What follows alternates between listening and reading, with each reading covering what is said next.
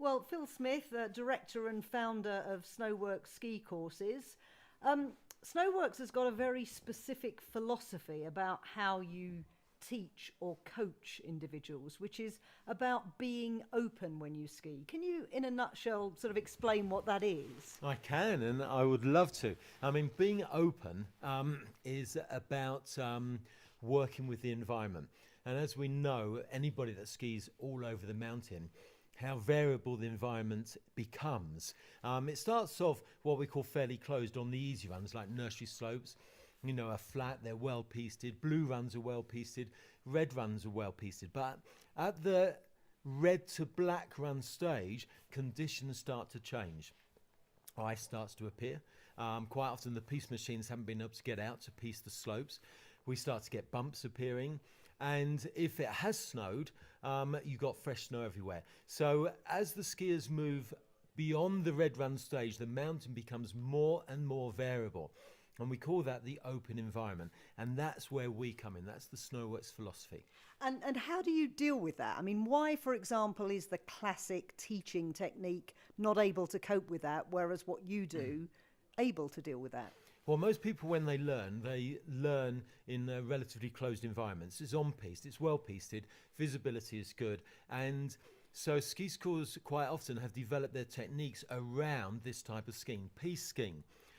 So the movement patterns much more prescribed and much more regular movement patterns. But as soon as you get into the open environment, as soon as you get beyond that red run stage, as soon as you start to venture off piste or into moguls, then the set movement patterns or prescribed movement patterns don't fit the terrain.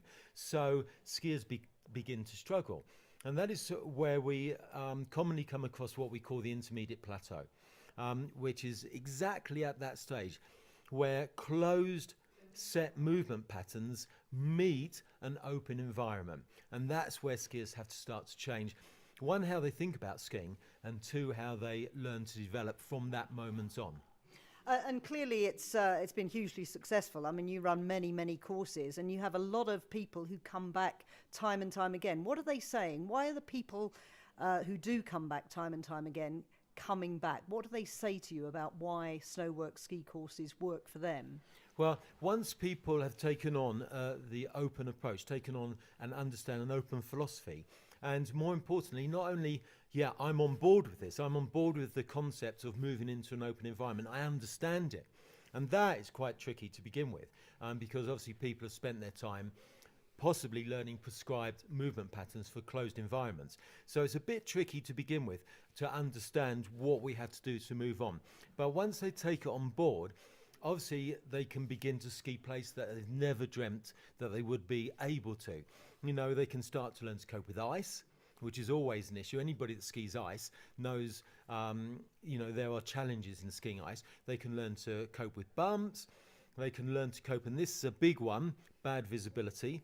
They can learn to cope with the off-piste environment.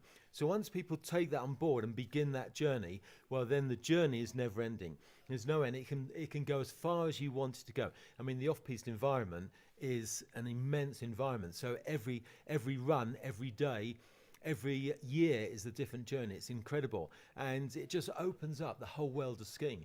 And then people just can't stop. They want more and more and more and more. It's fantastic. And you also say it doesn't really matter what you look like, because people get obsessed with my style doesn't look correct. But you say if you're in control, then you're skiing the whole mountain. It's fine, yeah? That's absolutely right. Again, that's quite a change in philosophy for many people. Because in the early days, I think ski schools are changing now. Hopefully most ski schools, most instructors are getting more what we call measured performance rather than judged performance. So it's about skiers being in control and traveling places. Let's go right back to the roots of skiing. I mean, why did skiing first develop? As a means of transportation.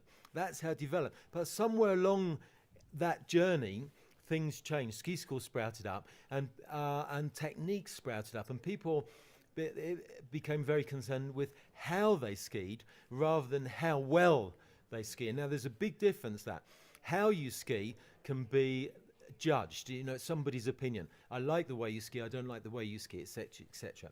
But how well you ski is more about what we call measured performance. It's about getting down the mountain. Are you in control? Are you going where you want to go? Can you cope with the terrain as it becomes varied? So that's what we're about. And also, what is great about this philosophy is that every single skier can develop their own style of skiing. And that's what we want. We don't want people skiing the same. We want every skier with their own style. But we also want people to give people the tools to cope with the mountain environment. And that's where we say it doesn't matter what you look like. It's more important how you're dealing and coping with the mountain environment. Well, that's great. And I think anybody who's listening to this interview will gather that after many, many years of doing this style of coaching, you still remain unbelievably enthusiastic about wanting to pass on that philosophy to the people who come on your courses. So, Phil Smith, I've certainly enjoyed being out and about with Snoworks on various courses this week. So thank you on behalf of PlanetSKI and for talking to us. Thank you. It's been an absolute pleasure. Thanks.